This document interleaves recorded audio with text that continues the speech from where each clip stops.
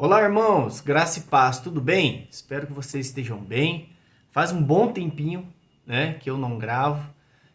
Nossa vida tem andado um pouquinho corrida, e aí eu tenho pensado, né, não vou abandonar o canal, mas diariamente, infelizmente, não vai dar para gravar. Então, vou ver se eu consigo gravar pelo menos uma vez por semana, abordando aqui um assunto um pouquinho mais profundo, né? E estou dando início a isso, a essa nova visão do canal, né, sobre nós termos um pouquinho aí mais profundo, porque nós tínhamos o formato de pegávamos um versículo, falávamos ali uma palavrinha rápida e, e a gente ia gravando todos os dias. Então a intenção agora é que a gente comece um assunto e feche ele. E muitas vezes não vai dar para fechar, claro, a gente vai retomar, mas a intenção é que a gente grave pelo menos uma vez por semana. E eu gostaria de já começar com um tema que é muito importante para os nossos dias por causa da dureza do nosso coração. Então, assim, deveria ser algo de rotina nossa, deveria ser algo que corre nas nossas veias, mas infelizmente, por causa da dureza dos nossos corações, esse tema é muito pouco abordado e menos ainda praticado. Hoje eu gostaria de falar sobre perdão. Irmão, como assim você está falando que perdão não é algo tratado na igreja? Irmão, nós tratamos todos os cultos sobre perdão. Todos os cultos nós falamos sobre perdão. Mas a prática da nossa vida é diferente.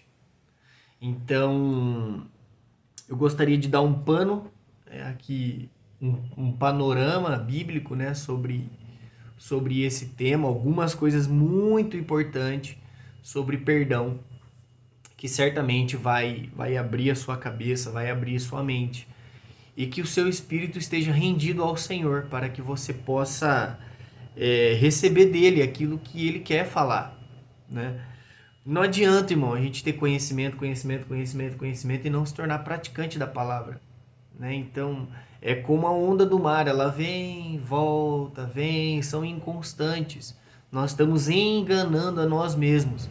Então, que Deus nos ajude, que o Senhor nos ajude a tornar a palavra dele verdadeira em nossos corações. Hoje nós vamos ler alguns versículos, então o primeiro versículo que eu gostaria de ler está lá no livro do profeta Isaías, no capítulo 6, versículo 5, que diz assim: Ai de mim, eu estou perdido, pois eu sou um homem de lábios impuros e vivo no meio de um povo de impuros lábios. Os meus olhos viram um rei, o Senhor dos exércitos. Logo um dos serafins voou até mim, trazendo uma brasa viva que havia tirado do altar com uma tenaz. Com ela tocou a minha boca e disse: Veja, isto tocou os seus lábios, e por isso a sua culpa será removida e o seu pecado será perdoado. Querido, a primeira coisa sobre perdão que nós temos que falar é o seguinte: que Deus só perdoa pecado confessado. Como que funciona isso? Se você hoje tem um problema com mentira, é meio estranho eu falar isso, mas a gente está vendo aqui que é uma realidade bíblica. Se você tem problema com mentira, o que acontece? Se você fala assim, Deus, perdoa os meus pecados, é uma coisa. Agora, Deus, me perdoa porque eu sou um mentiroso. Aí o Senhor é cirúrgico naquilo para nos restaurar. Repare que o Senhor não dá ordem ao serafim aqui a tocar outra parte do corpo de Isaías. Ele dá a ordem para tocar nos lábios. Por quê? Porque a confissão de Isaías foi: os meus lábios são impuros. Então, quando eu confesso, o Senhor vem e me cura naquilo. O Senhor vem e me restaura naquilo. O Senhor vem e me ajuda naquilo. O Senhor vem e me perdoa naquilo. Então, se você tem problema com aquilo que os seus olhos veem, confesse, querido, o seu pecado pelo nome dele. Não adianta ficar dando rodeio com Deus. Deus sabe exatamente. Então, se o seu problema é mentira, confesse que você é mentiroso. Se o seu problema é falsidade, confesse a falsidade. Se o seu problema é fofoca, confesse a fofoca. Se o seu problema, sei lá, meu, é adultério, confesse adultério perante o Senhor. Se, independente do que seja o seu problema, você será curado a partir do momento que você é exposto nisso. Então, o que nós vemos aqui é que o Senhor, ele toca nos nossos lábios a partir do momento que a gente confessa que somos de lábios impuros. Quando o Senhor aparece de novo a Jacó, depois dele ter tido a atitude de encontrar com seu irmão, o anjo aparece para Jacó e fala assim: quem és tu?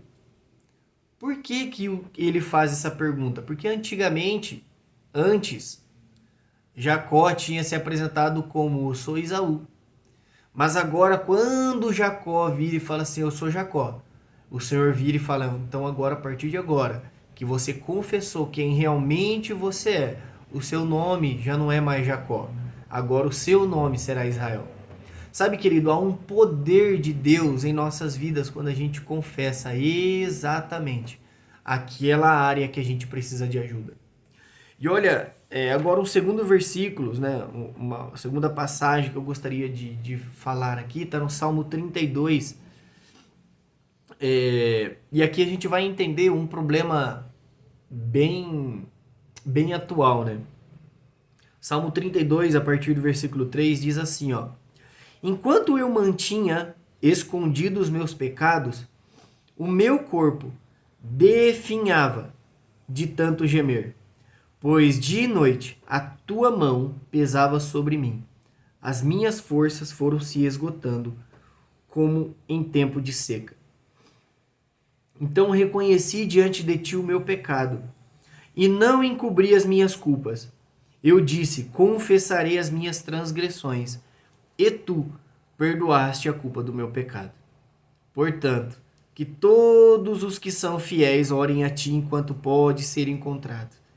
Quando as muitas águas se levantarem, elas não os atingirão. Tu és o meu abrigo, tu me preservarás das angústias e me cercarás de canções de livramento. Querido, olha o que nós estamos vendo aqui. E por que eu falei que é um problema da nossa atualidade? O que o salmista, o que Davi está falando aqui? Olha, enquanto eu escondi o meu pecado, o meu corpo definhava. E sabe, irmão, hoje nós queremos ter diagnóstico para tudo. Ah, eu estou sentindo muito cansado. Então, o que eu preciso fazer? Ah, eu preciso ir no médico. Eu não estou falando que você não tenha que ir no médico, que você não tenha que tomar vitamina, que você não tenha que se cuidar, que você não tenha que fazer. Eu não estou dizendo isso, tá bom? Pelo amor de Deus. Não vá virar e falar assim: ah, o Rodrigo é contra. Não, irmão, não sou contra. O que eu estou querendo te dizer é que nós estamos transferindo para a medicina, nós estamos transferindo para a psicologia, nós estamos transferindo para a terapia, nós estamos transferindo para a psiquiatria, algo que só o Senhor pode nos curar. Nós temos que diferenciar isso, discernir isso no nosso coração, o que é patológico, o que é clínico e aquilo que é correspondente ao meu pecado. O que Davi está falando é que o corpo dele estava definhando por causa que ele tinha escondido o pecado dele. Então, o que acontece, queridos? Se nós queremos alcançar a misericórdia do Senhor, nós precisamos entender isso e discernir isso, e nós não podemos transferir para outras áreas coisas que nós sabemos que só o Senhor poderia nos curar. O que Davi está falando é que se nós não tivermos esse reconhecimento, nosso corpo vai continuar a se definhando. E aí ele vem e fala: então eu reconheci diante de ti o meu pecado.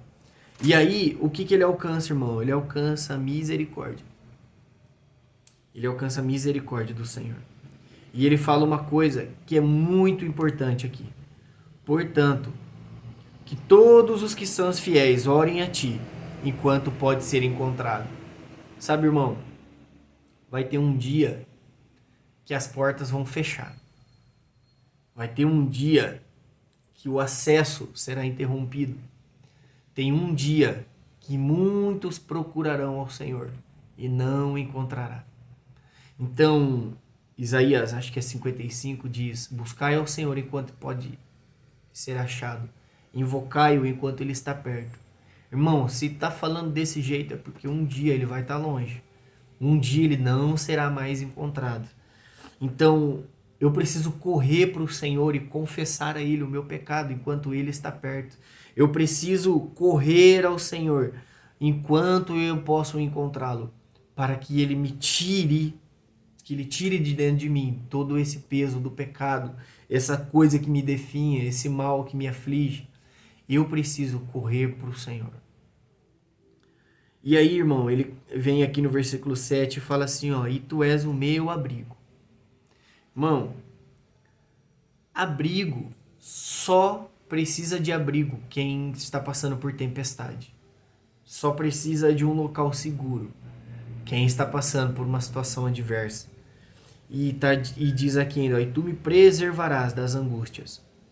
Irmão, a angústia vai vir. Um dia mal vai vir. Mas o Senhor vai nos preservar.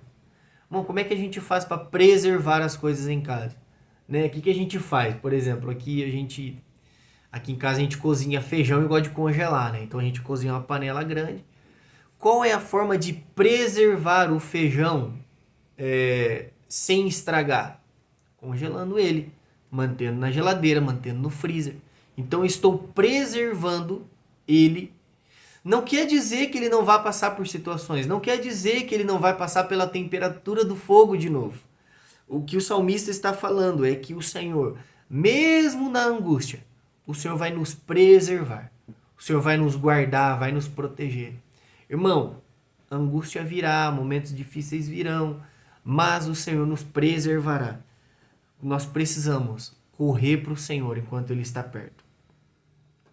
Outro versículo que eu gostaria de compartilhar está lá em 1 João, no capítulo 1, versículo 9, diz assim: se confessarmos os nossos pecados, Ele é fiel e justo para nos perdoar os pecados e nos purificar de toda a injustiça. Irmão, Deus não vai perdoar os nossos pecados que não forem confessados. Pecados que não forem confessados, o Senhor não vai nos perdoar. Nós vemos Isaías falando sobre: olha, então eu confessei que os meus lábios eram impuros, então o serafim veio e tocou os meus lábios. Agora nós estamos vendo aqui que se nós confessarmos nosso pecado, Deus é fiel, irmão, Deus é justo para nos perdoar os pecados. Então nós precisamos correr para o Senhor. Nós precisamos correr atrás dele para que possamos ser perdoados. Irmão, agora, uma coisa que é muito interessante a gente parar para pensar. Por que a gente precisa confessar o nosso pecado? Por que a gente precisa buscar em Deus o perdão do pecado? Primeira coisa, né? No céu não habita iniquidade, não habita pecado. Eu gosto de dar muito esse exemplo, muito esse exemplo. Em casa, sou eu, minha esposa e minha neném. A gente não fuma, a gente não bebe, a gente não faz esses tipos de coisa dentro de casa. Se eu te convidar para vir na minha casa, dentro da minha casa você não vai fumar. Dentro da minha casa você não vai beber. Dentro da minha casa você não vai ficar falando palavrão. Dentro da minha casa você não vai ficar muitas vezes criticando igreja, criticando pastor. Dentro da minha casa você não vai fazer isso, porque eu vou te corrigir. Por que eu estou falando isso? Porque se você quiser entrar na minha casa, existem critérios para você estar aqui. Se nós queremos morar eternamente com o Senhor, existem critérios para nós estarmos com o Senhor. Existem critérios para entrar no céu. Irmão, pecado não entra no céu.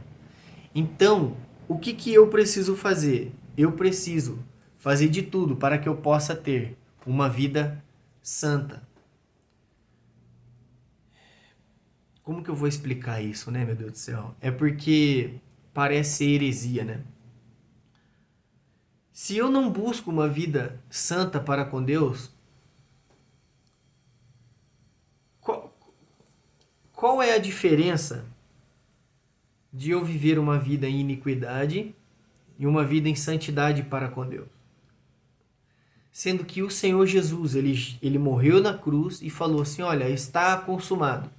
Ou seja, o amor dele, tudo que ele podia fazer pelo ser humano, ele fez até o ponto da cruz.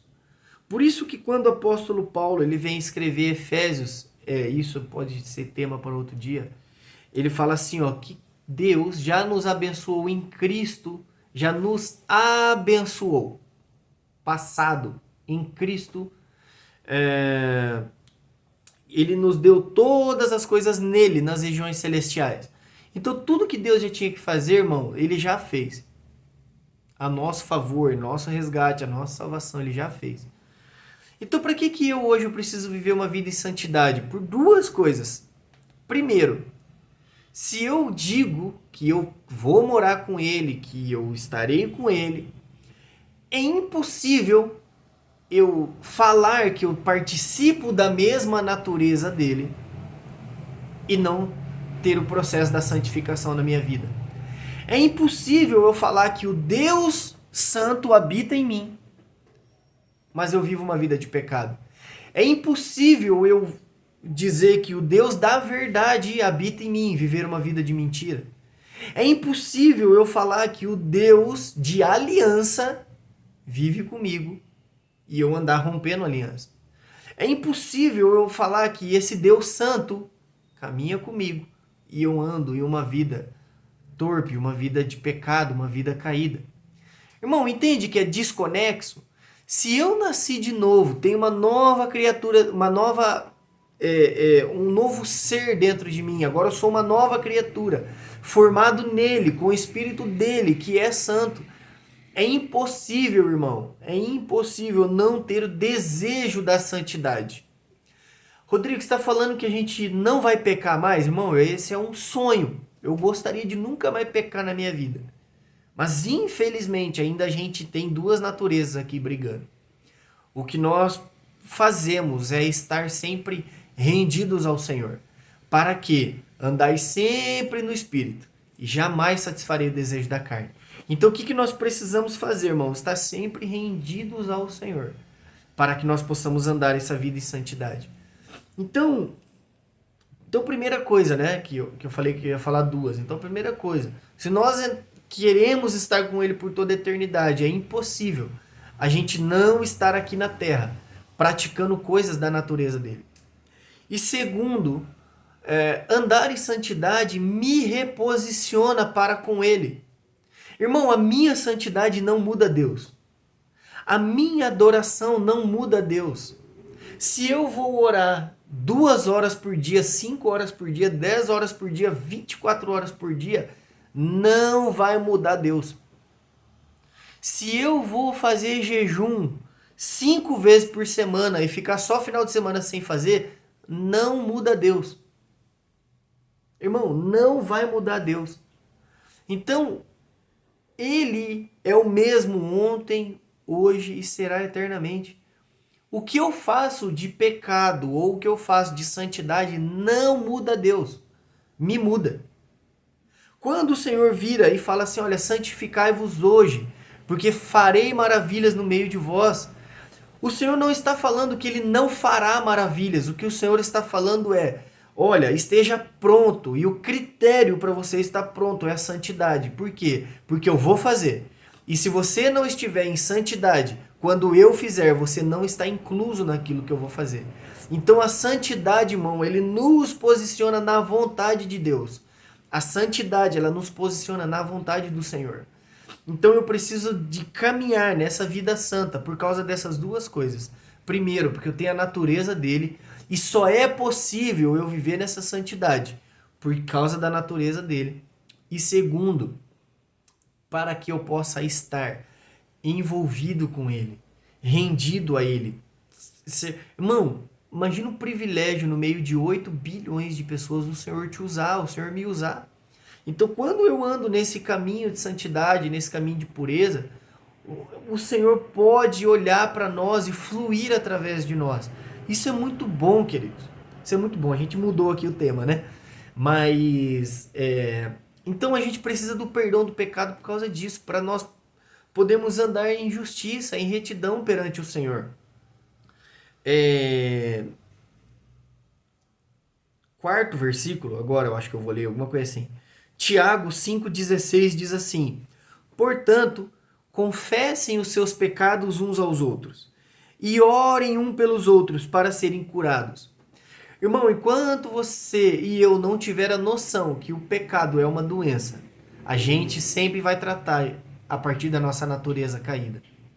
Quando nós entendermos que o nosso pecado ele foi tão ofensivo para o Senhor, ele foi tão violento para com o Senhor, que não tinha outra forma a não ser o Senhor entregar o seu próprio filho, nós não teremos a noção do peso do pecado. E o pecado, aqui Tiago está falando que o pecado é uma doença, que eu preciso confessar o pecado.